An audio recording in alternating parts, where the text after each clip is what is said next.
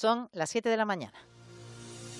De la noche al día, Estíbaliz Pérez. ¿Qué tal? Muy buenos días. Es miércoles 19 de noviembre, también ya en directo a través de la pantalla de Televisión Canaria, de primo a primo, pero no con la simpatía que pueda despertar el parentesco. Prospera la moción de censura en Valsequillo. Francisco Ata cede el bastón de mando a Juan Carlos Hernández Ata. El nuevo alcalde ya anuncia sus primeras medidas, una auditoría económica y un diagnóstico de cada una de las áreas de gobierno. Nos vamos a encontrar con problemas importantes.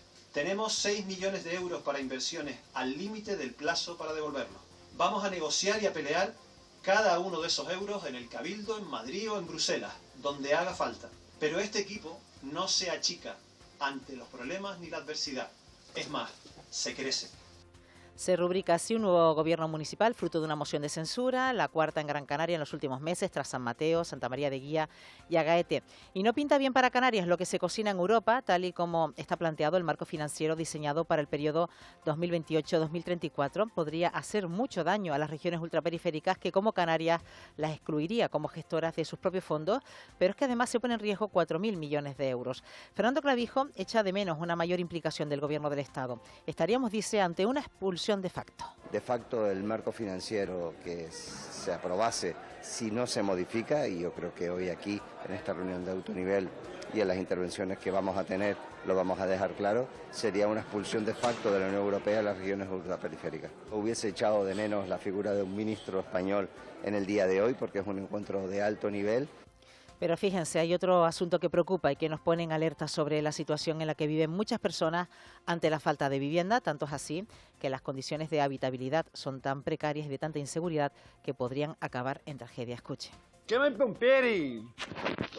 Chiama algo? Los bomberos, Il numero dei bomberi. bomberos. Boh, non lo so. Vamos, está la policía, está la policía. Hola! Hola. Abaco! Hola. Sigan. Sigan. Gritos de desesperación intentando huir del fuego en un inmueble convertido en ratonera. Infraviviendas por las que se pagan hasta 80 euros al día y, con suerte, con un aseo propio.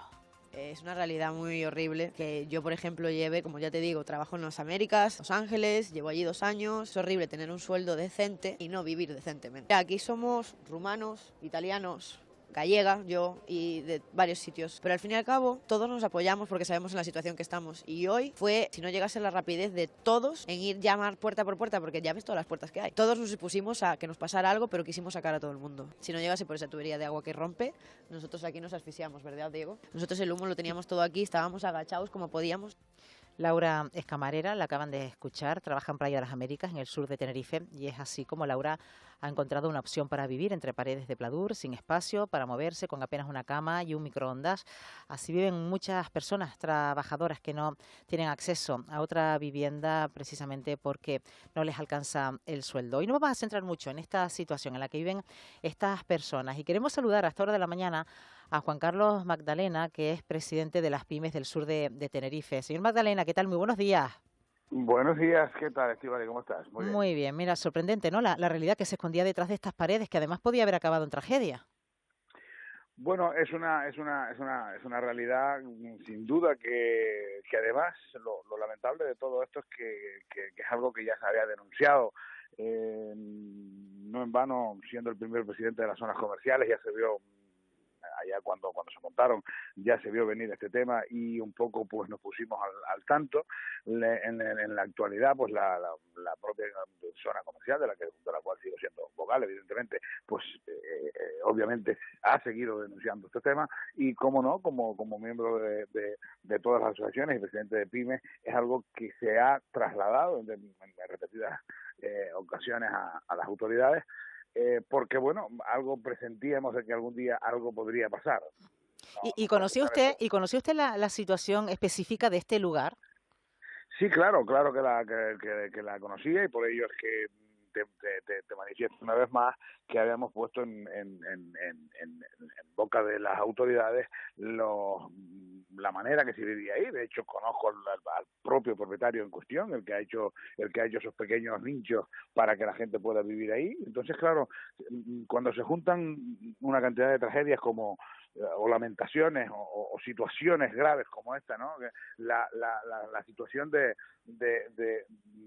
carencia de viviendas que tenemos, a todo ello que esta gente tiene que buscar un lugar donde dormir, porque además no solamente han habido ahí, digamos, hippies o gente tirada, sino que encima también hay gente trabajadora, o sea, que lo estamos viendo, ¿no? Que son camareros, incluso lo manifiesta una de las chicas, ¿no? De tener un buen sueldo y no poder tener una vida digna, ¿no? Un lugar donde vivir, ¿no? Entonces, bueno, es algo que conocíamos, repito, insisto, y que por eso es que se había denunciado este tema. Y este espacio, perdón, señor Magdalena, este espacio, ¿qué uso tenía? ¿Era uso comercial en su momento? ¿Era uso habitacional? Sí, esto tuvo un uso comercial en su momento. De todas formas, estos son, como digo yo, siempre hay que destacarlo, y por lo menos de mi boca siempre lo voy a destacar, porque soy responsable de lo que digo y porque tengo las investigaciones pertinentes para poderlo decir, ¿no? Estas cuestiones siempre son las hipotecas políticas, ¿me entiendes? O sea, siempre hay detrás de alguien hay una comunidad, detrás de alguien hay un propietario, detrás de alguien, o sea, de todas estas cosas, y detrás de cada político hay uno que le va a conseguir no sé cuántos votos y le permite hacer semejantes aberraciones, ¿no? Y entonces estas son las cuestiones. Esto es un señor hindú que de hecho tiene una tienda ahí en el propio edificio por la otra cara del edificio, digamos, o de la calle, perdón. Y bueno, sabíamos de la práctica de aquello había sido a todas costas ilegal por todos lados. Había habido un centro de buceo, también nada, de forma, todo lo que se ha hecho, todo ha sido tal. Pero claro, esto no es de ahora, no es de este año ni de hace 2 años, esto viene de años. Y claro, pues si no se le pone remedio por parte de quien tiene que poner remedio a este tipo de cosas, pues pasarán. Y hemos visto las imágenes de las condiciones en las que vivían estas personas en habitáculos de 3x3, nos decía incluso Laura, con apenas un microondas y con suerte con un baño propio, señor Magdalena. Pagaba 80 euros al día. Aquí alguien se está lucrando. Pues evidentemente, y sin lugar a dudas. Entonces, además a nadie le puede caer de sorpresa cuando efectivamente el propietario de eso se conoce, tiene propiedad, tiene propietario, y sabíamos perfectamente qué es lo que estaba haciendo. Y por ello es que repito e insisto estoy seguro que desde la parte política y desde la parte técnica nadie ha querido hacer ninguna declaración. Estoy totalmente convencido, no lo sé, pero estoy totalmente convencido que así será. Y desde luego, claro, aquí nadie quiere asumir responsabilidades, porque pues el que llega a una alcaldía y se encuentra con una cuestión de estas no la quiere resolver, porque si el anterior no lo resolvió, o era amigo del anterior, o el anterior... O sea, entonces estas son las cosas que nos van a seguir pasando aquí en el sur, y que bueno, que yo lo que le digo a las autoridades es esto. Ayer cuando hablaba con alguien del Ayuntamiento de Arona, digo, estoy seguro que si mañana yo montase una mesa más que las que tengo autorizadas, ya tendría yo a alguien contándome a la mesita y sancionándome por ello. Pero fíjese también lo grave de la situación, señor Magdalena, que además, usted que habla precisamente de eso, que usted quizás por una mesa más que coloque en su establecimiento, en una terraza, ya estarían encima para pagar más impuestos. Si echamos un vistazo a las plataformas, nos hemos encontrado cómo también este lugar, en el que ha tenido lugar este incendio, se publicita en plataformas de alquiler vacacional y con reseñas donde los propios clientes cuelgan imágenes de la deplorable situación de estas viviendas, por llamarlas de alguna manera. Claro, pues además es un tema sumamente conocido, sumamente, además, insisto, es que estaba ya esto en manos y en boca de las autoridades pertinentes, porque de hecho en una de las ocasiones que se avisó a la policía se iba a hacer ahí una obra, pues seguramente hacer algún cuarto más, alguna jaula más, y bueno, pues un policía pudo parar la obra de manera momentánea y tal, pero que bueno, que siempre había alguien que mandaba a callar y a calmar todo eso, porque bueno, pues porque a alguien le convenía, y cuando tenemos este tipo de hipotecas políticas, pues nos van a pasar este tipo de desgracias. Y bueno, y demos gracias a Dios que no han muerto ahí 15 o 20 personas o 30 las que tal, y bueno, además pidiéndole a la vida que los que están ahora mismo ingresados en los hospitales salgan bien, y que tampoco le podemos echar la culpa a quien desgraciadamente no consigue una vivienda digna donde poderse meter y tiene que hacer uso de ese tema, ¿no? Cuando realmente los culpables son, primero, quien lo hace, y segundo, quien los permite que eso se haga. Y supongo que conocerá más casos. Usted dice que ya lo ha denunciado en varias ocasiones, que este no es el único lugar donde se puede dar este tipo de circunstancias, porque seguramente que si nos damos una vueltita, no solo por el municipio de Arona, sino por otros lugares turísticos donde muchos trabajadores tienen que que buscarse quizás un sitio muy cercano para acudir a su puesto de trabajo, los veremos también durmiendo en coches, en chabolas, en caravanas. Me Sí, imagino que por habrán desgracia. zonas que usted conoce perfectamente. Sí, por desgracia esto está lleno, la zona sí, perdón, pero si lo tenemos aquí muy cerca, tenemos a continuación del Hotel Arona una infinidad. En lo que es el aparcamiento, o mal llamado aparcamiento de al lado de Hospitén, enfrente del juzgado, ahí el otro día conté las últimas, creo que habían como 46. O sea, es un no parar y un no vivir y con lo que conlleva esto, porque la gente mete sus caravanas, sus furgones malviviendo, además gente que dígame usted qué tipo de higiene pueden llegar a tener en un terraplén de estos que están ahí, donde el agua escasea o no hay, o la tienen que traer en botellas para poderse asear, para poderse tal, para luego poder estar sirviéndole a la gente, y de verdad que no nos queremos dar cuenta de las realidades que están pasando, y bueno, creo que esto tendrá unas consecuencias grave. Usted imagínese que ahí donde hay 400 coches aparcados todos los días porque las consultas, porque la gente va a juzgar, porque tal, pues se desate un incendio de esos un día por ahí y yo qué sé, pues tendrán que evacuar hasta el hospital. O sea, entonces, al final, es el no ponerle remedio a algo que está pasando, que está sucediendo y que bueno, que sin embargo vemos después bombo y a platillo lo que andamos por ahí, que si vivienda vacacional no, que si vivienda vacacional. O sea, lo que hay que hacer es formas de que la gente pueda poner a alquilar sus viviendas, que viviendas hay, de verdad que hay, Lo que pasa es que, bueno, con la inseguridad jurídica tan grande que existe en este país, pues a nadie se le ocurrirá poner sus casas a alquilar cuando sabe que el inquilino que deje de pagar le van a entregar su casa. Entonces, pues evidentemente ocurren todas estas cosas, la gente intenta trabajar, la gente quiere trabajar, pero bueno, como bien comentaba esta chica, también quiere vivir en un lugar digno, caramba.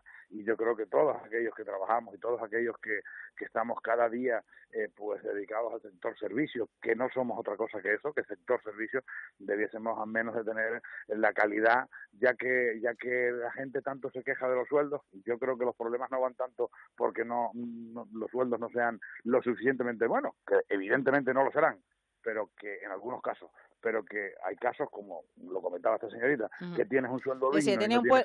Decía más o menos algo así como, tengo un sueldo decente, pero vivo de una forma indecente.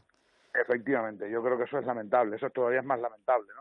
Y bueno, pues con estos bueyes tendremos que arar, porque yo no veo que nadie quiera ponerle fin a esta historia. Yo no creo que ni quiero pensar ya en que esta gente lo va a hacer. O sea, esto lo tenemos que hacer de otra forma, darle un cambio a todo esto, porque bueno, vemos la dejadez política, vemos la dejadez que hay en cuanto a esto se refiere, y bueno, tampoco entiendo cómo se puede ser tan cabezota, si me permite la expresión, de que, insisto, somos sector servicio. Si no tenemos dónde habitar, si no tenemos dónde quedarnos, si no tenemos dónde vivir de manera decente, ¿qué servicio vamos a dar? ¿Qué queremos ofrecer al que venga de fuera? Hoteles cada día más renovados, hoteles cada día más bonitos y cada día el personal en situaciones infrahumanas. O sea, y después me saltan los sindicatos hablando de que no tienen días libres o que los sueldos... No, hombre, no, vamos a empezar a tomarnos esto en serio, que creo que no nos merecemos estar en las formas que estamos, ¿no? Y desde luego se nos ha ido de las manos, pero no hay con quién llegar a consenso, no hay con quién, la parte política no quiere, los sindicatos están a otras para no trabajar, y desde luego me da mucha lástima y mucha pena que esto esté ocurriendo, pero por desgracia no es algo que se pueda atajar si no empezamos a hacerlo de manera inmediata. Pues Juan Carlos Magdalena, presidente de las Pymes del Sur de Tenerife, gracias por acompañarnos esta mañana. Ha sido un placer, muchísimas gracias. Pues uno de los asuntos con los que hemos querido también prácticamente arrancar esta mañana de miércoles aquí en la Radio Canaria, además que está sucediéndose muchas opiniones por parte de oyentes en el 616-486-754. Buenos días, equipo. Otra bomba lista para estallar en el Jablito, en Parque Holandés. Desde la pandemia, un desmadre. Está en Fuerteventura, para no creérselo lo que hay y el Ayuntamiento de La Oliva apoyando esta ruina, es lo que nos apuntan por aquí desde Fuerteventura. También nos mandan un vídeo de cómo está la situación de caravanas, de coches, de gente que supuestamente vive en ese lugar porque no tienen otro sitio donde vivir, en el terraplén de Hospitén Sur, en el sur de la isla de Tenerife. Nos mandan unas imágenes incluso de ese lugar, de cómo algunas personas han tenido que recurrir a las autocaravanas para poder vivir de una forma digna. Bueno, pues eso en el 616-486-754, un programa que hemos comenzado a las 6:30 de la mañana. Le estaremos acompañando hasta las 11. Esto junto a Eva García en la coordinación, en producción Elena Barrios, en realización Sergio Montesino y Rubén Rodríguez, en la realización de Televisión Canaria Eduardo Darias. Es miércoles 19 de noviembre y así continúa De la Noche al Día. De la Noche al Día, Estíbaliz Pérez. Pero este miércoles trae más noticias. Caja 7 te ofrece los titulares del día. Eva García, ¿qué tal? Buenos días. Muy buenos días, Estíbaliz. Continúan cerradas 10 playas por el vertido de materia orgánica en la costa este de Gran Canaria. Y activado el Plateca, así como el cierre de 10 playas, 8 de ellas en Telde, una en Ingenio y una en Agüimes. Lo ha confirmado el viceconsejero de Emergencias, Marcos Lorenzo, precisamente tras la reunión del Plateca en la tarde de ayer para actualizar la situación del vertido. El viceconsejero ha indicado que están a la espera de los análisis para determinar el origen. Por su parte, el concejal de Playas de Mogán, Willy García, se ha mostrado tranquilo tras la apertura de sus playas. Lo ha dicho en el programa Canarias al cierre. Y vamos a esperar a que terminen de confirmarnos mediante los análisis que se están realizando, tanto del agua como de los pescados, que en este caso muertos, a ver si se puede determinar de alguna manera el origen y también si ese origen puede tener que ver con alguna situación de peligro que pueda existir con respecto a la población. Ya es cierto que llega muchísimo menos y a veces en alguna playa nada, o llega mezclado con los restos de Claudia, que trae bastante, a lo mejor algo de algas y de basura, pero sí, estamos ya más tranquilos y todavía siguiendo trabajando hasta que esto vuelva a la normalidad y estemos tranquilos. La alcaldesa de Mogán exige cambios para evitar inseguridad jurídica. Onalia Bueno cree que el problema está en que esta normativa da la consideración de actividad clasificada a las viviendas vacacionales y entiende que con esto el gobierno traslada la papa caliente a los ayuntamientos, ya que, ha dicho, en 10 años ni cabildos ni el gobierno han hecho nada en materias como la inspección. ¿Cómo vas a inspeccionar tú una vivienda? Vas ahí, le tocas al guiri o al turista y dices, oiga, soy el ayuntamiento de Mogán, soy el inspector, mire, que me tiene que dejar entrar. Eso no es normal, eso no es correcto. Es decir, mis técnicos no pueden entrar a una vivienda, ¿vale?, para decirle si el aire acondicionado genera molestias al vecino. Porque es una vivienda, estamos suplantando derecho civil. El propietario no te va a dejar, el propietario lo que te va a decir es, oiga, vaya usted al juzgado y dígale usted al juzgado que quiere entrar a mi vivienda. La actividad clasificada del 2011 no contempla las viviendas. La consejera de Turismo, Jessica de León, le ha respondido, aclara que las viviendas vacacionales deben cumplir la ordenanza sobre las actividades clasificadas desde el año 2015. Pide además no mezclar las viviendas vacacionales con las turísticas. Mogán tiene perfectamente tasado su actividad clasificada. Los propietarios de vivienda que cumplan con ese trámite y los propietarios de apartamentos no hacer caso a políticos que están jugando con su incertidumbre y con la ley 2/2013 que, insisto, es compromiso de esta consejería renovar. Detectan más de 300 personas en situación de sinhogarismo en la isla de La Palma. Según el informe sobre exclusión residencial extrema, perspectiva social del acceso a la vivienda en la Isla Bonita en 2024, que ha sido presentado por el Cabildo de La Palma y Cáritas Diocesanas de Tenerife y que pone de manifiesto el incremento del número de personas que viven en la calle, no tienen vivienda o residen en una infravivienda. De esta cifra, sobre un 32% son afectados por la erupción. José Antonio Díez, coordinador del informe. Personas que viven a la intemperie, personas que viven en estructuras improvisadas, lo que llamamos chabolismo, o vehículos, otro tipo de alternativas no habitacionales, y un porcentaje también corresponde a lo que llamamos vivienda insegura, que son personas que están intentando sostener el mantenerse en viviendas que no reúnen las condiciones necesarias. Las Palmas de Gran Canaria intensifica el control de plagas con más de 200 actuaciones en un mes. El nuevo contrato de control ha permitido intensificar desde el pasado mes de octubre las labores de desinfección y desratización, y la concejala del área de salud, Carmen Luz Vargas, ha destacado que la incorporación de este nuevo contrato también ha fortalecido el trabajo que desarrolla el personal municipal y ha subrayado que esta suma de recursos permite acelerar la respuesta ante incidencias comunicadas por la ciudadanía así como reforzar la prevención en las zonas con mayor actividad. El Ayuntamiento de Las Palmas de Gran Canaria ha reforzado el control de plagas en la ciudad con la entrada en vigor del nuevo contrato municipal, que ha permitido realizar más de 200 actuaciones en su primer mes de funcionamiento en los 5 distritos de la capital. Este refuerzo ha ampliado la capacidad de intervención frente a insectos, arácnidos, roedores, mediante técnicas específicas y productos autorizados que garantizan la seguridad del entorno. A estas actuaciones se suma el trabajo que el personal municipal de salud pública ha desarrollado. ¿Listo para abrir la puerta a tu nuevo hogar? En Caja 7 queremos ayudar a hacer realidad tu sueño con una hipoteca que se adapte a lo que necesitas. Comienza simulando tu financiación en cajasiete.com/hipotecas y visita nuestras oficinas para obtener una oferta personalizada sin compromiso. Caja 7, comprometidos con tus proyectos. Sintonía de deportes, el Dreamland Gran Canaria rescata el triunfo en Francia y se mantiene invicto en Europa. Juan Luis Monzón, buenos días. Hola, ¿qué tal? Muy buenas. El equipo de Jack Alakovic con el liderato del Grupo H de la Basketball Champions League blindado y con el billete para los 16avos de final en el bolsillo superó el trámite continental ante el Le Mans 88-90. En el mundo del fútbol, la selección española disputará en Canadá, Estados Unidos y México su 13º mundial de forma consecutiva y ello después de cerrar su clasificación al empatar 2-2 con Turquía en Sevilla en la última jornada de la fase previa. El gran canario Jeremy Pino fue titular. Y la Unión Deportiva Las Palmas ver este viernes la 15ª jornada en segunda división recibiendo al Albacete a las 7:30 en el Gran Canaria. De ganar, los amarillos dormirían líderes. El extremo gaditano Pejiño pide humildad ante el buen momento del equipo. Estar tranquilo, hay que estar tranquilo, hay que ir paso a paso, estamos en el camino y ya por el siguiente objetivo. No, yo no quiero ni mirarla. Yo llevo casi toda la semana llevo sin mirar la tabla. Cuando va bien son todo elogios y eso puede debilitar un poquito. Y el Club Deportivo Tenerife visita este sábado a las 5:30 el histórico Arena de Guecho, club que participó en la primera edición de la Liga en Primera División y que posee una Copa del Rey que data de 1919. Y acabamos con voleibol porque el Guagua Las Palmas recibe hoy al Levski Sofía en choque de ida de la eliminatoria última que es clasificatoria para la Champions. El partido es a las 7 en el Gran Canaria Arena.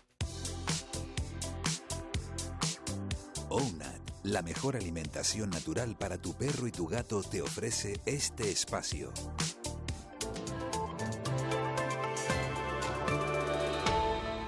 Bueno, seguro que algunos lo habrán notado, ha llovido en algunos rincones de las islas en las últimas horas, pero seguirán las precipitaciones en la jornada de hoy. Edgar Cedrés, buenos días.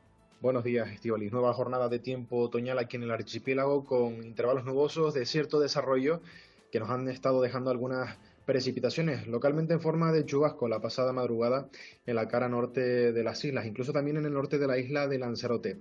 A lo largo del día de hoy se mantiene esa probabilidad de precipitaciones de forma intermitente a lo largo de la jornada, principalmente afectando a puntos del norte, aunque hoy también la nubosidad de evolución, aquella que se desarrolla en las horas centrales del día, especialmente en puntos del sur de La Palma, de Tenerife y de Gran Canaria, también nos podrá dejar algo de lluvia débil, al menos en las medianías. Quizás el ambiente más soleado en zonas costeras del sur de La Gomera o del sur de la isla de Fuerteventura. Con temperaturas que siguen en ligero descenso, tenemos valores otoñales propios para la época del año, con máximas que en costa, por ejemplo, difícilmente van a superar los 24-25 grados y sí que tenemos ambiente fresco en los pueblos de medianías y de cumbres. Viento de componente norte, entre flojo y moderado, tenderá a girar al nordeste y perderá intensidad durante la tarde. Y en el mar, una situación que tenderá también a mejorar, marejadía en las costas del sur y hoy en principio las olas más grandes por el norte en torno al 1,5 metros de altura. Bueno, pues aquí nos llegan algunas temperaturas. Llovió en La Palma, en La Breña y Santa Cruz de La Palma. Amaneció todo el suelo mojado. Bueno, qué bien, ¿no? Porque la verdad que se echan falta un poquito más de lluvia. También nos apuntan aquí desde Tejuate, en Fuerteventura. José Díaz, un saludo. 17 grados. También nos marca ese termómetro que nos envían esa fotografía desde el móvil. Y buenos días desde el Madroñal, 12 grados. Y lloviendo, qué bueno, 7:24. Nuestras recetas OUNAT os van a encantar. A peludos y felinos porque están buenísimas. Y a ti, porque cuidamos de todos sus ingredientes. Naturales, de proximidad y con carnes frescas. ¿Te cuesta creerlo? Lee nuestra composición y verás que en OUNAT, cuando decimos que somos naturales, lo decimos de verdad. OUNAT, alimentación de verdad para perros y gatos. Bueno, pues en este punto de la mañana vamos ya a la sala del 112. Armando Camino, ¿qué tal? Muy buenos días. Buen día. Hoy pendientes ahora mismo de un accidente, ¿no? En la autopista del norte de Tenerife, en la TF5. Ahora mismo, efectivamente, la alerta entró a las 7:17 de la mañana con un accidente, en principio, con 3 vehículos implicados, uno de ellos en situación de vuelco. En el lugar ya se encuentra la Guardia Civil y ahí se dirigen hacia allá otros recursos de emergencias como bomberos y 2 ambulancias y el servicio de conservación de carreteras. Todavía desconocemos el alcance del accidente. Bueno, pues estaremos muy pendientes de cualquier última hora. Gracias, Armando. Buenos días.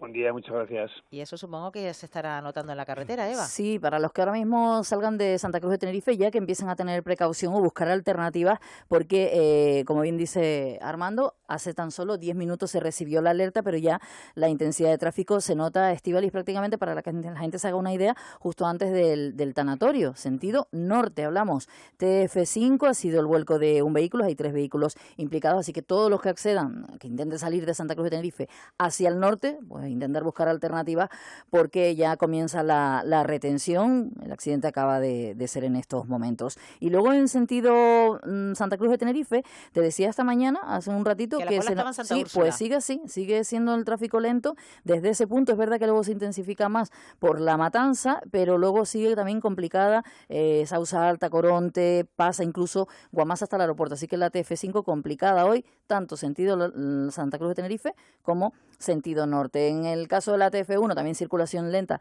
entre San Isidro y Guasa, mucho menos que la TF5, y en la isla de Gran Canaria el punto más destacado en la Gran Canaria 3, sobre todo a partir de ese barranco de Tamaraceite, varios kilómetros de circulación lenta sentido sur, y luego si nos vamos a la Gran Canaria 1, entre Ginamar y El Calero, sentido sur, y entre Ojos de Garza y La Pardilla, sentido Las Palmas de Gran Canaria. Hoy va a estar más lento ese carril hacia Las Palmas de Gran Canaria que hacia el sur. Pues vaya, mucha paciencia porque está complicada la carretera, sobre todo en la isla de Tenerife, y si se combina con la lluvia, ya saben ustedes, mucha atención, sobre todo, y mantener la distancia de seguridad, porque sabemos que lo más complicado son esos choques por alcance. Vamos ya con las claves del día, con lo que marca la agenda de este miércoles. Eugenio González, buenos días. Hola, Estíbaliz, ¿qué tal? Buenos días. Bueno, hablamos de reprobación, en este caso de la alcaldesa de Las Palmas de Gran Canaria. Esa es la primera clave del día que destacamos hoy, y no será la única reprobación. Lo cierto es que el Ayuntamiento de Las Palmas de Gran Canaria celebra esta mañana un pleno extraordinario solicitado por el Partido Popular para pedir la reprobación de la alcaldesa de la ciudad, Carolina Darias, todo pues un par de días después de la dimisión también de Inmaculada Medina a raíz del caso Valque. También tiene que hacer una reestructuración de su equipo de gobierno. La alcaldesa, por cierto, que no a día de hoy pues no hay concejala de carnaval, y el carnaval está a la vuelta de la esquina. Te decía que no es la única reprobación porque también el Partido Popular pide otra. El PP Canario promueve la reprobación del ministro Ángel Víctor Torres de Madrid. Le acusa al ministro de ayudar, dice, a expandir una trama. Por tanto, de reprobación en reprobación. Pues así estamos. Y bueno, hoy conoceremos las preferencias políticas de los españoles a través del CIS. Sí, este es el dibujo que hará esta mañana el CIS. Veremos esa tendencia, el barómetro que permite analizar la evolución de las preferencias políticas de los españoles y de las españolas en un momento político especialmente agitado. El CIS, dentro de un rato, pues dará a conocer esta encuesta que incluye la estimación de votos. No va a recoger pues lo ocurrido en las últimas horas. Ayer hemos sabido ese último informe de la UCO, pero sí la situación política, los casos de corrupción y más asuntos políticos que desde luego está dejando un panorama político en este país bien calentito. Bueno, pues así viene parte de la agenda y también reivindicaciones de los artistas canarios que llegan hoy al Congreso. Eugenio. Sí, en un ratito, porque será madrugadora esta comparecencia, el ministro de Cultura, Ernest Urtasun, va a responder en el Pleno del Congreso a una pregunta de Coalición Canaria que tiene que ver con la cultura. En concreto, ¿qué acciones ha emprendido el Ministerio de Cultura para que los artistas canarios puedan llevar su producción artística fuera de las islas en igualdad de condiciones con la producción cultural peninsular? Esta es la cuestión que va a plantear Coalición Canaria en un ratito al ministro Urtasun. Lo cierto es que los artistas canarios pues reivindican al gobierno mejoras en el sector y también igualarlo con el resto de los artistas españoles. Bueno, y hablando de tráfico, Eugenio, por aquí algunos oyentes nos hacen también mención en La Palma, se está faltando La Palma 3 y hay retenciones controladas por semáforo y paso alternativo del kilómetro 5 al 7 en la zona del Hospital General de La Palma, así que este es un apunte que nos hace un oyente en cuanto al tráfico en la isla Palmera, y también nos mandan un vídeo del sur de Tenerife, de la TF1, con un accidente en la carretera a la altura de Guía de Isora. Estamos viendo ya cómo esos coches están en el Arsén, en teoría no deberían estar entorpeciendo el tráfico, pero saben ustedes que ese efecto mirón siempre provoca ese esas retenciones. En cualquier caso, vamos a confirmar este asunto donde vemos ya esos coches pues apartados en el arcén de la autopista en Guía de Isora, en la isla de Tenerife. Bueno, noticia que destacamos hoy del Alpispa a partir de las 11 de la mañana, Eugenio. Pues te adelanto una, tú sueles pagar, permíteme la pregunta, ¿sueles pagar en efectivo, en tarjeta, con el móvil? ¿Cómo sueles pagar, Estíbaliz? En tarjeta. Y muy pocas veces en efectivo, a veces cositas muy pequeñitas, pues sí, puede que si tengo algo suelto lo paguen. Pues yo un poco igual que tú, pero lo cierto es que vamos a hablar sobre el dinero en efectivo, que sigue siendo el dinero en efectivo el medio de pago principal en los establecimientos físicos. Seguimos pagando con más dinero que tarjeta y con móvil. Sí es verdad que cada vez se paga menos con dinero, se paga más con tarjeta y fundamentalmente se paga más con el móvil. Hoy a partir de las 11 hablaremos, la forma que tenemos los canarios y los españoles de pagar, que el efectivo sigue siendo la forma, digamos, más recurrida. Bueno, pues a las 11 de la mañana veremos cuáles son las preferencias de los oyentes, Eugenio. Lo contaremos, gracias, Estíbaliz. Escuchamos junto a Mercedes Martín. Gracias, adiós. Un saludo, 7:30. De la noche al día, Estíbaliz Pérez. Ya le habíamos avanzado que esta mañana contaríamos aquí con la presencia en nuestro estudio de la consejera de Bienestar Social del Gobierno de Canarias, de Candelaria Delgado. Señora Delgado, ¿qué tal? Muy buenos días. Buenos días. Bueno, hoy quería hacer mención también a un asunto, porque quizás ha sido muy llamativo en las últimas horas, que tiene que ver con ese incendio en un inmueble del sur de Tenerife. Consejera, que nos revela un poco las condiciones en las que tienen que vivir muchas personas, un lugar insalubre, con un aprovechamiento máximo del espacio donde han partido habitaciones para sacar el máximo, como digo, partido, y además hablamos de perfiles como camareros, donde no tienen dónde vivir. Consejera, afortunadamente hoy no estamos hablando de una tragedia, pero a esta situación de vulnerabilidad las administraciones tendrían que darle un poquito a la vuelta, ¿verdad? Bueno, ahí se mezclan dos cuestiones importantes, ¿no? El tema de la problemática de la vivienda, que evidentemente sigue siendo la que es, y es un factor importante. Y otra cosa es esa cuestión que hemos hablado mucho últimamente, ¿no? Aquellos trabajadores que aun teniendo un trabajo, pues no llegan a final de mes, ¿no? Entonces, bueno, ahí sí que tenemos que seguir velando las administraciones públicas por pues intentar dar solución a esas cuestiones. Yo creo que también ahí el tema de todo el tema también de transporte, de traslado, porque a lo mejor en otras zonas de la isla sí pudiera encontrarse pues una situación de vivienda a lo mejor con más posibilidades, pero también es verdad que el tema de los traslados pues también repercute. Digamos que esto no es un problema simple, solución. Y aquí entra, consejera, muchas áreas del gobierno, ¿verdad? Efectivamente, no solo del gobierno, sino, bueno, ustedes saben que todo el tema también de sinhogarismo y demás es un tema que es una función principal tanto de los ayuntamientos como de los cabildos insulares, ¿no? Y eso, bueno, pues también es importante atender. Eso, ustedes saben que yo en el área de vivienda tengo una amplia experiencia. Nosotros eso lo llamábamos chabolismo vertical, porque efectivamente era una infravivienda en lo que se consideraba que no era lo típico, que era una infravivienda, que no era una chabola, no era un cuarto de apero, no era eso, sino era en una vivienda digamos entre comillas, mal utilizada o superutilizada. Entonces eso lo llamábamos nosotros chabolismo vertical, y eso es una cuestión que ha sucedido aquí en Canarias siempre se ha dado, ¿no? Entonces, bueno, lo que sí es importante es esas políticas de vivienda que mi compañero Pablo está implementando, y que es una cuestión que también es verdad que no ves los resultados a corto plazo, pero claro, venimos de una inejecución de un plan de vivienda pues que no se hizo nada. Entonces, si no se hizo nada, pues evidentemente ahora pues construir o acondicionar, porque también ahí estamos hablando de vivienda vacía y demás, todo eso pues lleva su tiempo, aunque ya se están haciendo acciones.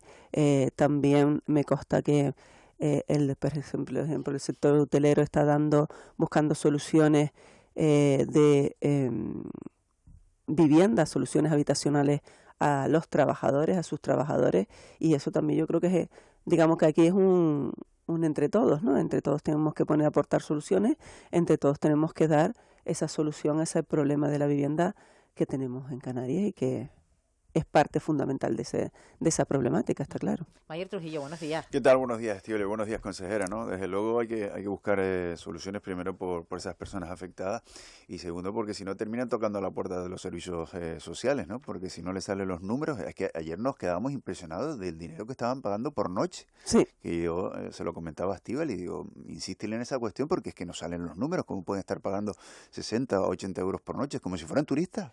Sí, es que es así, es que claro, es que por mucho que aumenten los salarios, si la vivienda sigue siendo un obstáculo tan importante o tienes que dedicarle tanto porcentaje de tus ingresos a tener un alojamiento, porque ni siquiera es una vivienda, al tener un alojamiento, pues bueno, pues supone un problema. Yo creo que entre todos tenemos que ir buscando soluciones, porque no pasa solo porque se han atendido por los servicios sociales o se le busca solución de los servicios sociales. Esto es un problema más estructural, más de fondo, que también tiene que ver con la subida de salarios, también tiene que ver con esa planificación en materia de vivienda, incluso de transportes, como ya les comentaba antes. O sea, una serie de batería de medidas que inciden en que una persona no se vea en riesgo de exclusión social, aún teniendo un trabajo. Claro, claro.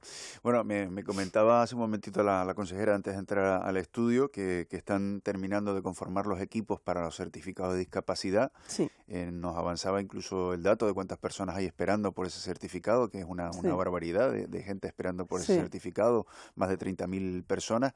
Y me decía usted, consejera, se mostraba usted optimista de que con estos equipos que se están conformando y con los sanitarios con los que va a llevar a cabo todo este proceso, ¿cree usted que se puede rebajar esta lista pronto? Sí, yo creo que calculamos que en las islas no capitalinas podemos estar cumpliendo el plazo de resolución que estipula la ley en un corto periodo de tiempo. El plazo que estipula la ley está en ¿cuánto? 6 meses. ¿Y nosotros estamos dando el certificado ahora mismo en cuánto tiempo? 2, 3 años, depende de la isla que estemos hablando. En 2, 3 años, hay en alguna isla, por ejemplo, como en la Isla del Hierro, que hemos dado, han ido equipos itinerantes en las últimas semanas y hemos dado un bajón importante en esos números y yo creo que nos pondremos al día en muy poco tiempo. Cuando digo poner al día es que no haya ninguna persona, ni siquiera no solo cumpliendo la ley, sino que no haya ninguna persona en esa lista de espera de la discapacidad. ¿Y por qué hemos llegado a esta situación tan grave de 30 y pico mil personas esperando? ¿Qué ha fallado ahí, consejera? Bueno, esto empezó cuando hay que ver dos cuestiones. Una, la pandemia, donde se dejó de realizar certificaciones porque como no se podía citar a las personas presencialmente hablando para hacer esa comisión de valoración de ese grado de discapacidad, pues no se realizaron esas comisiones, con lo cual no se resolvieron grados de discapacidad o muy poquitos. Y segundo, hubo un cambio normativo a nivel del Estado de cómo acceder a, con un nuevo aplicativo que es el Baredi, y hubo primero que adoptar normativa y segundo que formar al personal, a todo el personal en esa función. Eso fue entre el 2020 y 2023, con lo cual ahí se redujo muchísimo los números, que hasta ese momento había un retraso, pero no era tan importante como en ese periodo. Pero también es verdad que la confianza que también han depositado muchos solicitantes que no se atrevían a solicitarla porque veían que, igual que en la dependencia, veían que se estaba tardando mucho, bueno, pues ha hecho en el año 2024, solo en el año 2024 hubieron 9.000 solicitudes de solicitud de grado de discapacidad. 9.000 solicitudes nuevas. Eso pues también es importante. Nosotros ahí lo que hemos priorizado han sido los menores, hasta el decreto, los menores de 6 años, ahora todos los menores, enfermos, por ejemplo, como los enfermos de ELA, que en un mes tienen su grado de discapacidad, su resolución de grado de discapacidad y menos, estamos tardando incluso menos de un mes. Bueno, todas esas cuestiones prioritarias se han ido estableciendo, pero es verdad que ahora nos toca Y una cosa muy importante que hemos puesto, que es ese acuerdo de colaboración con el Servicio Canario de Salud, también nos ha posibilitado que haya muchas personas que ni siquiera tengamos ya que citar. ¿Por qué?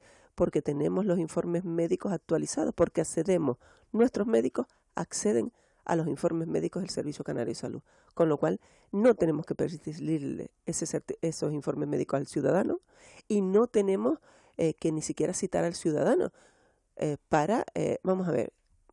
Sí, para poner la información que ya está. Bueno, mira, un ejemplo que igual nos puede venir muy bien, señora Delgado. Dice, yo tengo un conocido que tuvo un accidente y le amputaron una pierna y hace casi un año y aún no tiene la discapacidad. Y claro, aquí estamos ante casos evidentes, ¿no? Efectivamente. Pues eso es lo que se trata. Entonces nosotros ahí estamos ya a punto de incorporar a los aplicativos nuestros lo que es la robótica y la inteligencia artificial. Estamos ya haciendo ya las últimas pruebas. Y nos va a permitir detectar de esa solicitud que presenta el ciudadano, detectar los informes médicos, las situaciones de gravedad para analizarlas mucho antes o aquellas que son una cuestión evidente, como por ejemplo esa, que casi, siempre tiene que haber una revisión posterior de los técnicos, de los médicos o del personal de la tal, pase a obtener esa resolución de grado, que es lo que con el decreto vamos a conseguir. Entonces, entre una cosa, por supuesto, más personal, que también los estamos poniendo, y todo esta, digamos, esta arquitectura de decreto, simplificación administrativa, nuevos recursos tecnológicos, nos va a permitir bajar muchísimo esas listas de espera y acelerar muchísimo esa atención a la familia. Aquí nos pregunta también un oyente, consejera, ¿cómo solicitar la tarjeta acreditativa de discapacidad en Canarias? La tarjeta acreditativa de discapacidad es una app que se descarga en el móvil. Tienes que ya tener efectivamente el grado de discapacidad y nosotros ahora mismo estamos solucionando la problemática de aquellos solicitantes que tienen su declaración de discapacidad desde por lo menos 30 años, ¿no? 30 o 40 años. Pues eso estamos digitalizando todos esos expedientes para que puedan acceder a esa resolución de grado. ¿Y esto qué les facilita en el día a día, tener esta tarjeta acreditativa? Hombre, date cuenta que la resolución del grado de discapacidad, que es lo que acredita que tú tienes un grado de discapacidad, es un documento de entre 8 y 9 hojas. Ese documento tenían que llevarlo encima cada vez que querían acreditar o tenían que presentarlo, y en ese documento hay mucha información que es sensible, que no tiene todo el mundo por qué conocer. La persona que me tiene que aplicar un descuento, por ejemplo, porque soy una persona con discapacidad, no tiene por qué saber, tiene por qué saber que yo tengo un 65% de grado de discapacidad. Y punto. No tiene por qué saber que ese grado de discapacidad es motivado por esta enfermedad, por esto, porque eso es información personal de cada clínico, ¿no? Efectivamente, de cada ciudadano o ciudadana. Pues una persona con discapacidad tenía que presentar ese documento donde está esa información tan sensible por la cual obtuvo ese grado de discapacidad. Y nosotros ahí entendíamos que teníamos que poner una herramienta que pudiese acreditar, con el cual el ciudadano o ciudadana canaria puede acreditar su grado de discapacidad, pero no tiene por qué dar más información. Consejera, también le quería preguntar por otro asunto, porque se le ha visto muy molesta en estos últimos días por cómo la Red Feminista de Gran Canaria se ha referido a la gestión de los fondos del Instituto Canario de Igualdad. Incluso habían pedido su dimisión. ¿Qué respuesta le ha dado? Vamos a ver, yo no es que esté molesta. Vamos a ver, evidentemente todo tejido asociativo tiene, por supuestísimo, su capacidad para decir o opinar sobre las cuestiones que le afectan a su colectivo. Eso no lo voy a poner ninguna. Lo que sí entiendo que no se estaba contando las cosas como son. En primer lugar, porque yo había mantenido hace más o menos un mes y medio una reunión con la red y otros colectivos donde había dado las pautas de lo que había ocurrido con los dineros del Pacto de Estado y cómo lo estábamos solucionando y cuál es la vía de solución. Y yo de ese guión no me he salido. Si entendían que algo de lo que yo hubiera dicho en esa reunión no se había llevado a cabo o no estaban de acuerdo, lo lógico es, oiga, señora consejera, que es fácilmente accesible, soy fácilmente accesible, no estoy en un búnker, no estoy tal, oye, se llama a la consejería, se manda un correo electrónico, oye, lo que se ha dispuesto no nos gusta por esto, o queremos hablar para matizar cómo se va a hacer esto y esto y esto. Y ahí mis puestas siguen abiertas y están abiertas. De hecho, voy a mantener una reunión con ellas mañana en Gran Canaria. ¿Y cuánto dinero se ha quedado sin ejecutar, consejera? Ninguno. ¿Qué dinero estamos hablando sin ejecutar? No, digo, porque si se quejaban eso, ¿no? De que había una falta de gestión de los fondos y que había dejado un dinero sin falta de ejecutar. No, vamos a ver. En primer lugar, porque estamos en noviembre de 2025 y los fondos son año 2025, con lo cual todavía queda un poquito de tiempo del año 2025. Además, el acuerdo lo que yo habíamos expresado en esa reunión con las entidades es que nosotros íbamos a hacer una consulta al Estado para ver si el Estado me permitía, en primer lugar, acciones con ese pacto de Estado en el año 2025 y acciones en el año 2026, o sea, que se pudieran seguir ejecutando. Y eso es lo que hemos hecho. Nosotros hemos ya hecho 2 órdenes de reparto con en torno a 5 millones y algo de ejecución de esos 9 millones del pacto y lo que se le ha dicho a la entidad es del proyecto que tú me has presentado para 2025, qué acciones y cuánto dinero me vas a poder ejecutar de aquí a 31 de diciembre. Yo lo ponía el otro día como ejemplo. Me has solicitado 80.000 euros, por ejemplo, y yo, pues mira, de aquí a 31 de diciembre puedo hacer esta acción y voy a gastar 30.000 euros. Pues los otros 50.000 antes de finalizar el año hago otra orden de reparto y te los doy y tú los vas a ejecutar en el año 2026. ¿Eso es perder fondos? No. No se va a perder fondos. Lo que sí se ha hecho es configurar de tal manera el acceso a los fondos y la justificación de estos fondos para que a 31 de marzo de 2026 los fondos ejecutados en 2025 los justifiquemos plenamente y cuando en abril haya la conferencia, que normalmente suele ser en abril, la conferencia sectorial con el reparto de fondos del año 2026, automáticamente yo pueda dar esos fondos del año 2026. Claro. Consejera, 2 preguntitas rápidas porque estamos sobre el tiempo. El próximo viernes, se cumplía el plazo del último auto del Supremo para trasladar o para que el Estado asumiera a los niños que habían solicitado asilo. ¿Se cumplirá? Sí, ayer tuvimos una reunión donde se nos estuvo especificando cada línea de acción que se va a llevar a cabo y sí, creemos que si se cumplen todas las expectativas, tendremos a todos esos menores dentro de la red de protección del Estado. Me imagino que no se lo creerá después de 8 meses con esta batalla, ¿no? No, la verdad que cuando ya se firme la última resolución de custodia, de darle esa custodia a las entidades del Estado que van a llevar a cabo la custodia de estos menores, la guardia y custodia de estos menores, efectivamente no lo podemos creer. Es verdad que todavía seguirá existiendo un trabajo que realizar, porque algunos de estos menores, en torno a 150, bueno, casi 300, se van a quedar provisionalmente en centros del Estado, pero en Canarias, sí. Porque todavía están con esa labor con Fiscalía, determinándose alguno de ellos tiene suficiente arraigo en Canarias y también están buscando esos centros, porque claro, los que se queden en Canarias dentro del sistema de protección internacional tienen que estar en centros, evidentemente no como el Canarias 50, sino centros muchísimo más pequeños que cumplan con la normativa canaria, ¿no? Y la última, el dinero para gestionar los centros de menores que viene del Estado, ¿ya lo tenemos? ¿Va a venir? ¿Cómo va ese asunto? Bueno, el otro día nos enviaron la orden de subvención que se está preparando por parte del Ministerio de Infancia y, bueno, de Juventud e Infancia, y nada, y parece ser que sí, que ya están tramitando. ¿Y cuánto sería?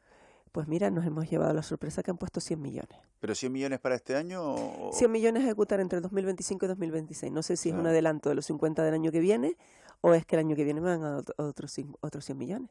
O sea, depende entonces, ¿no?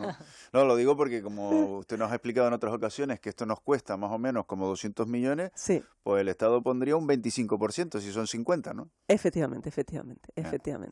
Muy bien. Pues Candelaria Delgado, consejera de Bienestar Social, Igualdad, Juventud, Infancia y Familias del Gobierno de Canarias. Gracias como siempre, buenos días. Gracias a ustedes. Muchas gracias. 7:50. De la noche al día.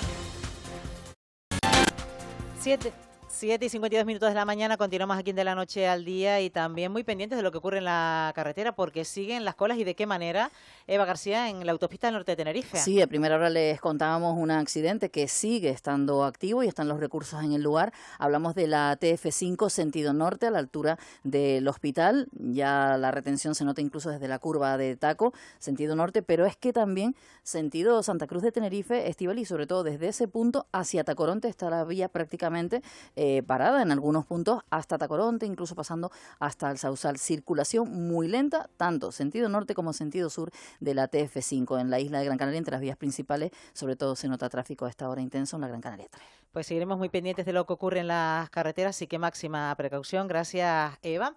Vamos con otro asunto en esta mañana, porque después de haber escuchado ayer a la alcaldesa de Mogán en referencia a la próxima aplicación de la ley que regula el alquiler vacacional, vamos a conocer lo que puede aportar al Gobierno a esta queja que hacen los ayuntamientos. Miguel Ángel Rodríguez, viceconsejero de Ordenación, Formación y Promoción Turística del Gobierno de Canarias. Señor Rodríguez, ¿qué tal? Buenos días. Buenos días. Director general, no director general, perdón, director general. Señor Rodríguez, por cierto, lo hemos visto en los últimos días, la FECAN, la alcaldesa de Mogán por otro lado, ¿tiene a todos los ayuntamientos en contra?